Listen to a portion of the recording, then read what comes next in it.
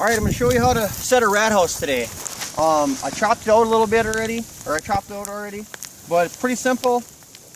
You just pick the flattest side of the house is what I always do, and you just start chopping into the hut.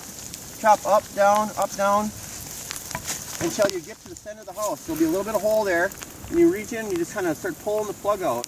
You want this hole to be just large enough to get your trap through, because when you get a rat in there, you're going to want your trap and your rat to be able to fit through here. So I just chopped this house out. Here's the stuff that was there. I reach inside, and I can feel this is the feeder hut. Okay, you see that there? That's what the rats eat. So what you do is, you just want to dig some of this out of here. Dig some of that wet stuff out of there. Put your hand in there. I can feel, well, there's a nice stick. Feel, you want to make sure and leave, like I said, enough rat pad in there to support your trap really well. And then you have your trap. In this case, I'm just using a number 1 or number 1.5 Victor jump trap.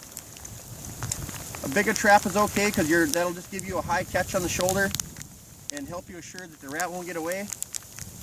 I have a piece of wire here. I buy it in rolls for $2 at the hardware store. I always want this to be at least 2 feet long. So when I get a rat in there, I want that rat to jump into that drowning hole or into that water hole and drown. So you wire one side to your trap chain. Here's my stick. Wire the other side to your stick like so. Twist it up a few times. There you go. I'm going to set my trap here now.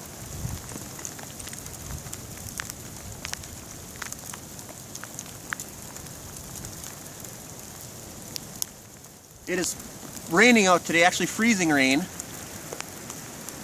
So my trap might be a little slick. There we go. Set your pan tension you want. Got my trap here. What I'm going to do is get my trap into the hole down inside the hut. Okay, now I have my trap inside here, and now I have it in my hand, and I know exactly where I want it to go. And there's that rat pad right there. So I'm going to lay it on the rat pad.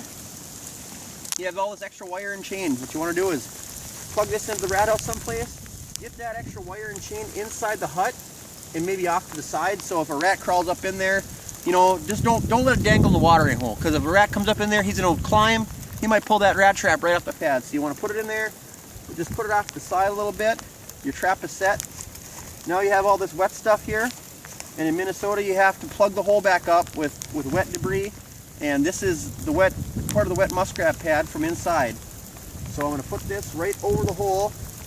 What that's going to do is, I can see the water coming out. That's going to freeze. If it, tonight it's going to get a little bit colder. That's going to freeze around there and seal that hut up so it doesn't freeze up inside.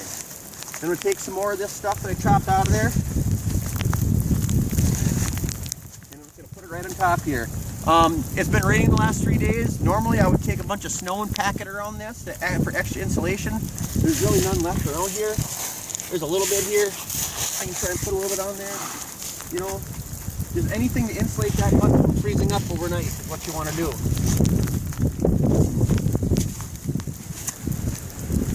Now that trap is ready. If you're trapping the huts like this, you tend to want to check twice a day. Like I'm setting right now, and I'm going to come back in 3 hours and check this trap, or 4 hours and check this trap, because rats couldn't, they can twist off or whatever.